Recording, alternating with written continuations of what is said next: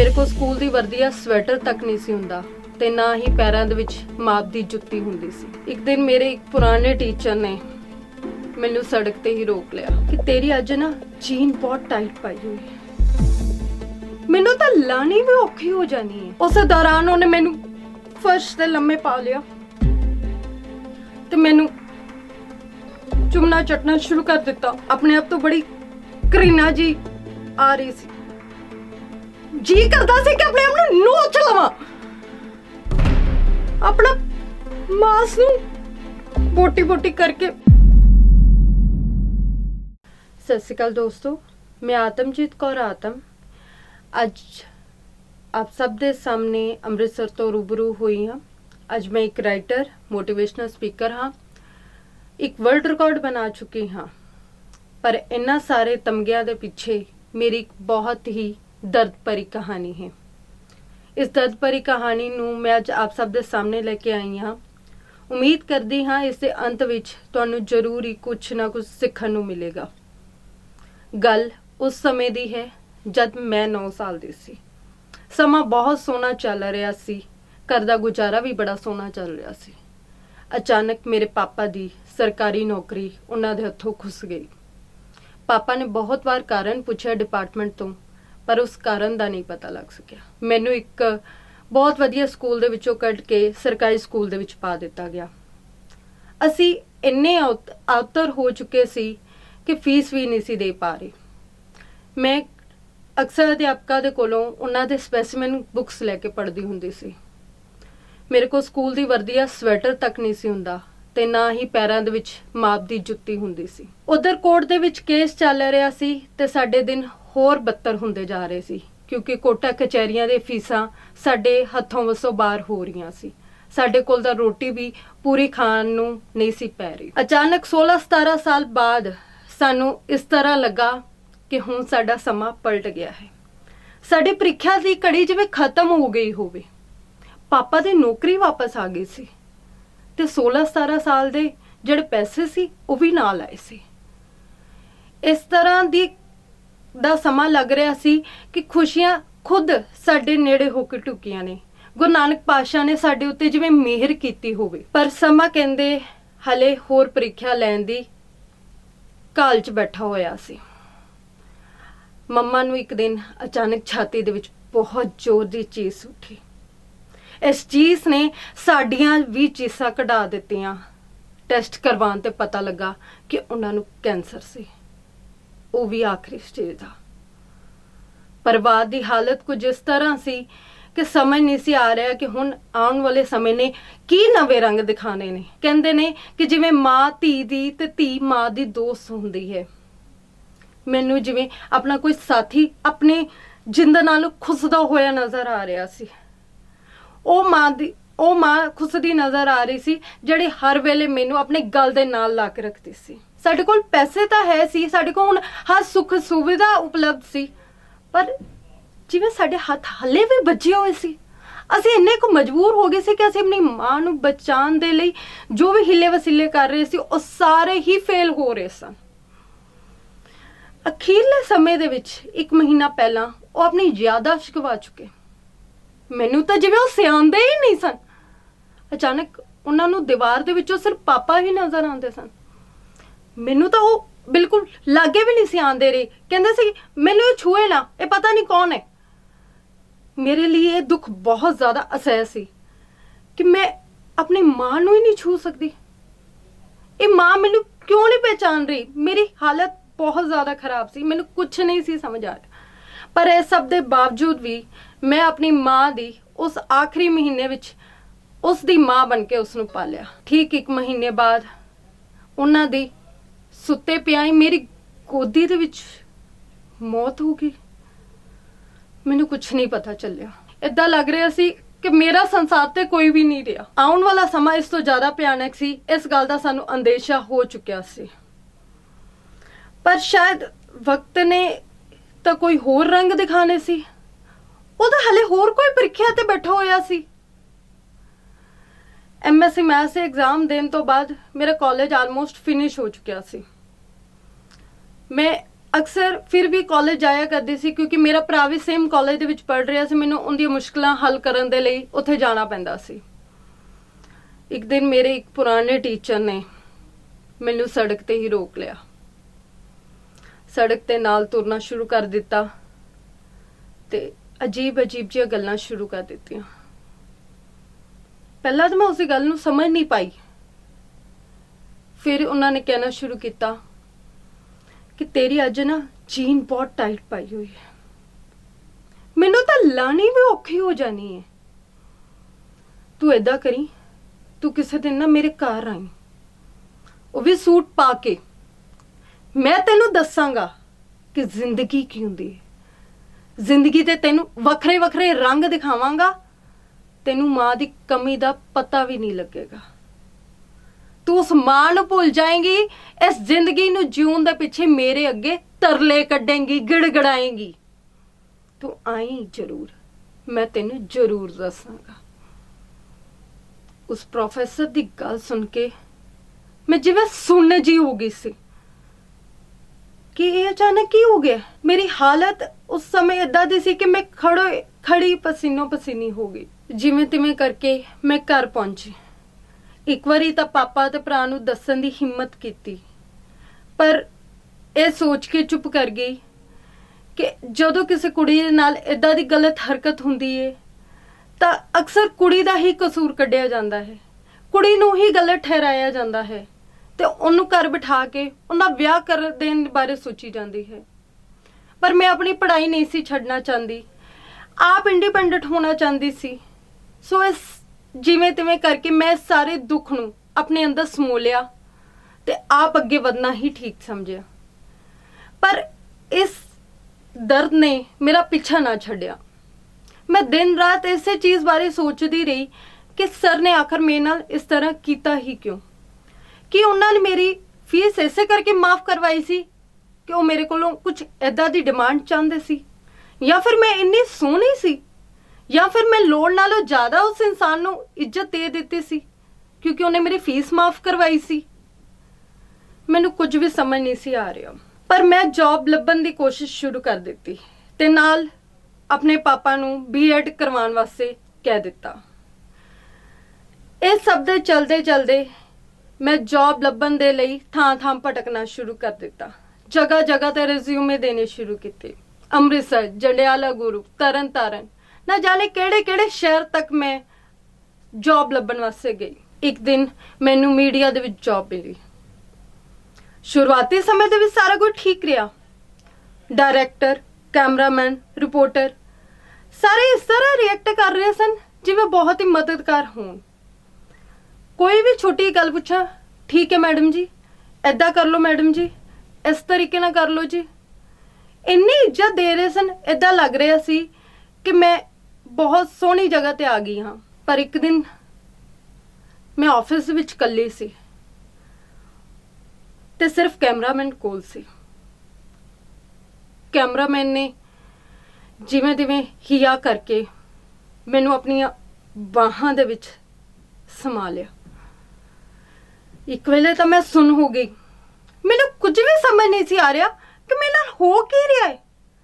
ਉਹਨੇ ਮੈਨੂੰ ਆਪਣੀਆਂ ਬਾਹਾਂ ਦੇ ਵਿੱਚ ਇੰਝ ਜਕੜ ਲਿਆ ਸੀ ਜਿਵੇਂ ਇੱਕ ਮਛੇਰਾ ਮੱਛੀ ਨੂੰ ਜਾਲ ਦੇ ਵਿੱਚ ਜਕੜ ਲੈਂਦਾ ਹੈ ਤੇ ਮੱਛੀ ਉਸ ਜਾਲ ਤੋਂ ਆਪਣੇ ਆਪ ਨੂੰ ਛੁਡਾਉਣ ਦੇ ਲਈ ਤੜਫਦੀ ਹੈ, ਮਚਲਦੀ ਹੈ। ਮੇਰੀ ਵੀ ਉਹੀ ਹਾਲਤ ਸੀ। ਮੈਨੂੰ ਨਹੀਂ ਸੀ ਸਮਝ ਲੱਗ ਰਿਹਾ ਕਿ ਮੇਰੇ ਨਾਲ ਹੋ ਕੀ ਰਿਹਾ ਹੈ। ਮੇਰਾ ਦਿਮਾਗ ਇੰਨਾ ਕੁ ਸੁੰਨ ਹੋ ਚੁੱਕਿਆ ਹੋਇਆ ਸੀ ਕਿ ਮੈਂ ਉਹਦੇ ਬਾਹਾਂ ਦੇ ਵਿੱਚ ਆਪਣੇ ਆਪ ਨੂੰ ਛਡਾਉਣ ਦੇ ਲਈ ਕੋਸ਼ਿਸ਼ ਸ਼ੁਰੂ ਕੀਤੀ। ਉਸ ਦੌਰਾਨ ਉਹਨੇ ਮੈਨੂੰ ਫਰਸ਼ ਤੇ ਲੰਮੇ ਪਾ ਲਿਆ ਤੇ ਮੈਨੂੰ ਚੁੰਮਣਾ ਚੱਟਣਾ ਸ਼ੁਰੂ ਕਰ ਦਿੱਤਾ। ਮੇਰੇ ਕੋਲ ਇਹ ਸਾਰਾ ਕੁਝ ਬਰਦਾਸ਼ਤ ਨਹੀਂ ਸੀ ਹੋ ਰਿਹਾ, ਪਰ ਮੈਂ ਹਿੰਮਤ ਨਹੀਂ ਸੀ ਹਾਰ ਸਕਦੀ। ਮੈਂ ਹਿੰਮਤ ਨਹੀਂ ਸੀ ਹਾਰ ਸਕਦੀ।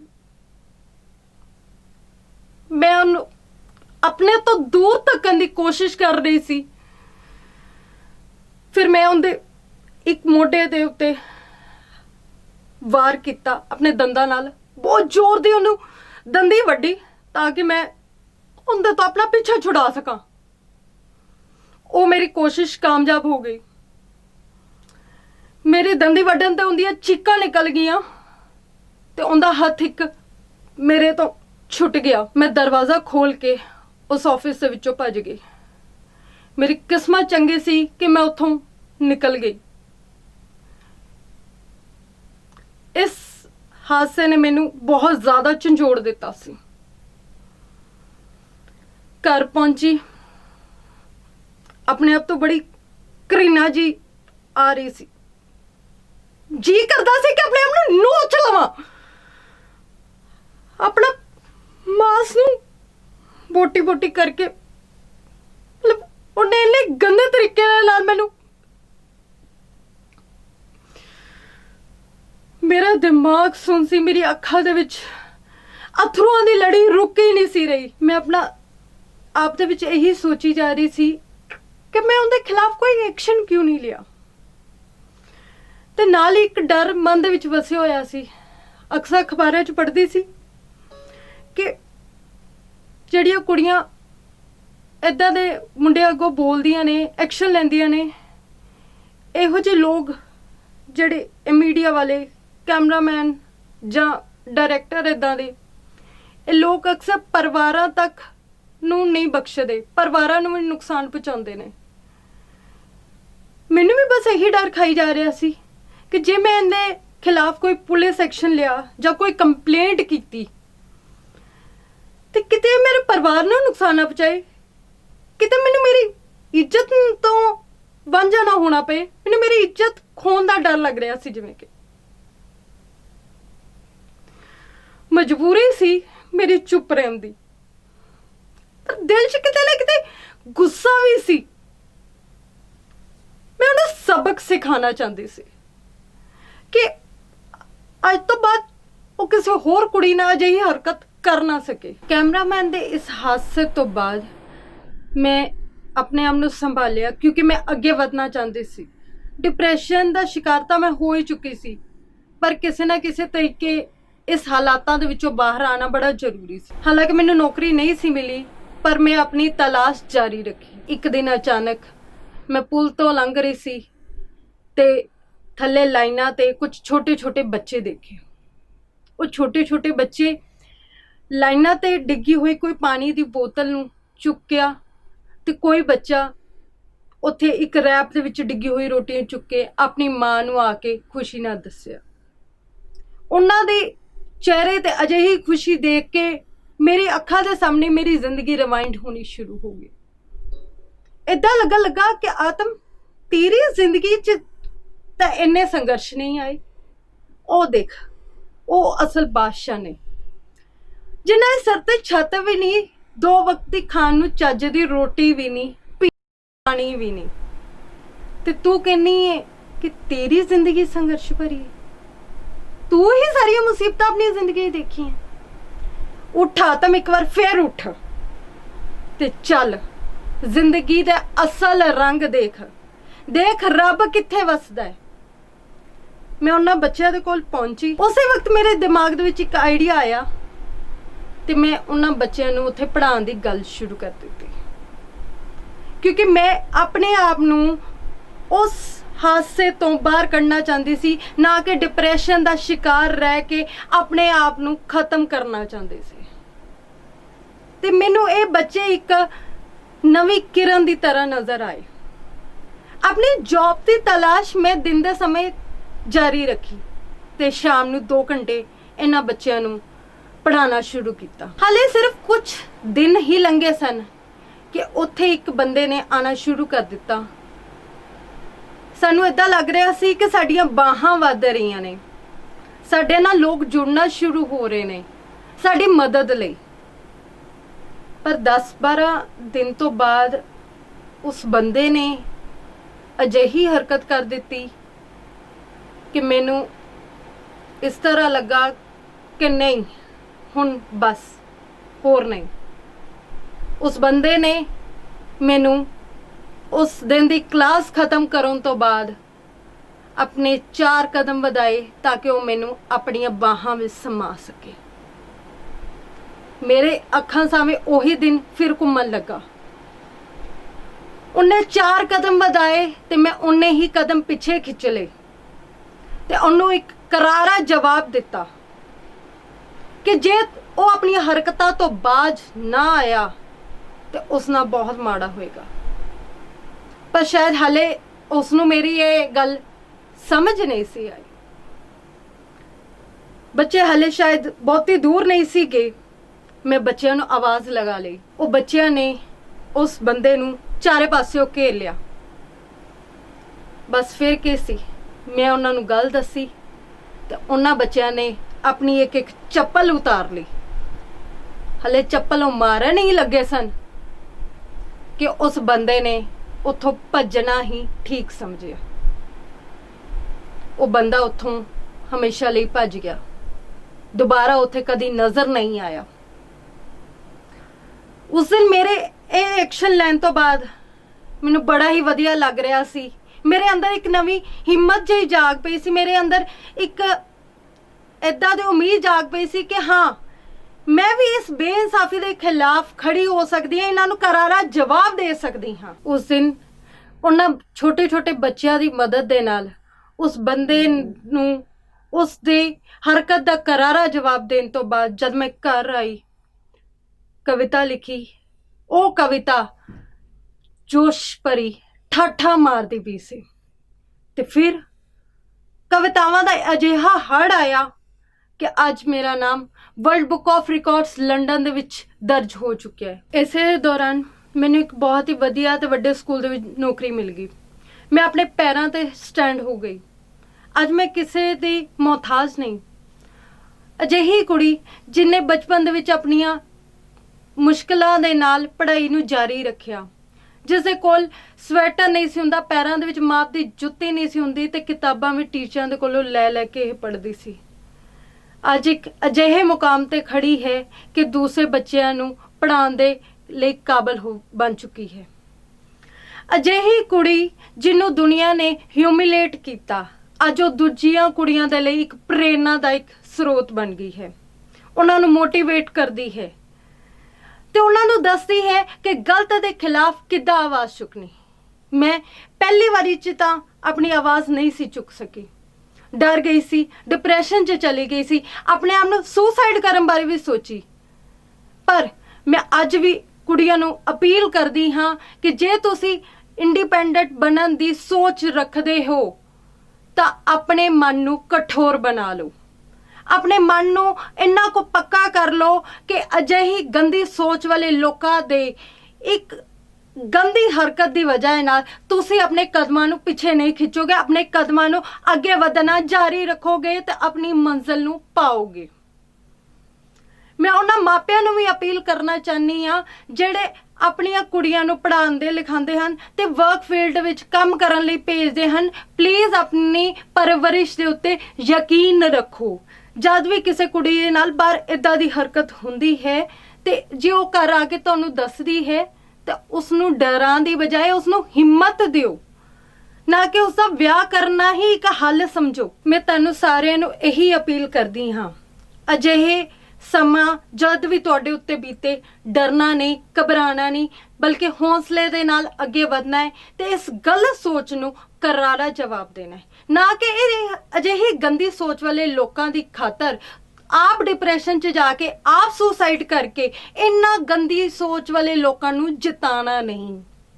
ਜੇ ਤੁਸੀਂ ਅੱਜ ਸੁਸਾਈਡ ਕਰ ਲਿਆ, ਜੇ ਤੁਸੀਂ ਅੱਜ ਚੁੱਪ ਰਹਿ ਗਏ, ਜੇ ਤੁਸੀਂ ਅੱਜ ਆਪਣੀ ਹਿੰਮਤ ਨਾ ਵਿਖਾਈ, ਇਹਨਾਂ ਨੂੰ ਕਰਾਰਾ ਜਵਾਬ ਨਾ ਦਿੱਤਾ ਤੇ ਇਹ ਨਾ ਜਾਣੇ ਕਿੰਨੀਆਂ ਹੀ ਕੁੜੀਆਂ ਨਾਲ ਏਦਾਂ ਦੀ ਗੰਦੀ ਹਰਕਤ ਕਰਦੇ ਰਹਿਣਗੇ। ਇਹਨਾਂ ਨੂੰ ਹੌਸਲਾ ਮਿਲਦਾ ਰਹੇਗਾ।